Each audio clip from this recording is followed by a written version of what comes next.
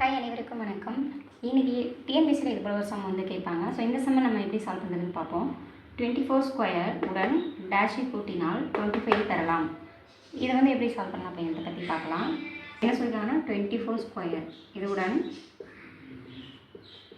ஸ்கொயருடன் டேஷை கூட்டினால், ஸோ தெரியாது, ஸோ அதை வந்து நம்ம எக்ஸ்ன்னு வச்சுக்கலாம்.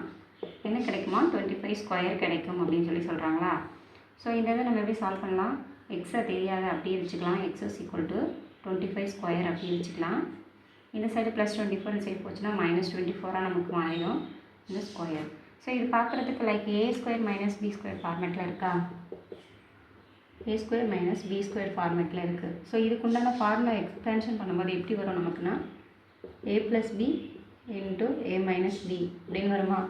ஸோ அந்த ஃபார்மேட்டில் இந்த ஈக்குவேஷனை நம்ம எழுத போகிறோம். So X is equal to ஏக்கு வந்து என்ன இருக்குது 25 + பிக்கு வந்து 24.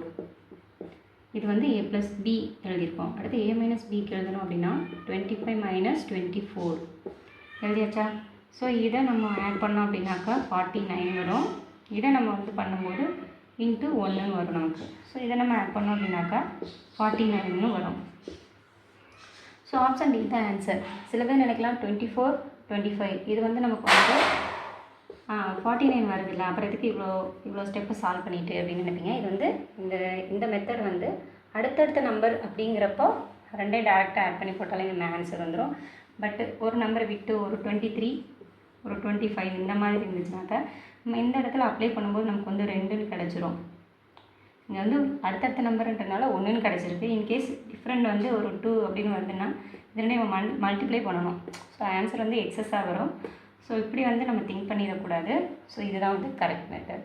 இந்த வீடியோ உங்களுக்கு பிடிச்சிருந்துச்சுன்னா மேலும் இது போல வீடியோ கொடுக்க என்னோட சேனலை சப்ஸ்கிரைப் பண்ணுங்கள். தேங்க்ஸ் ஃபார் வாட்சிங்.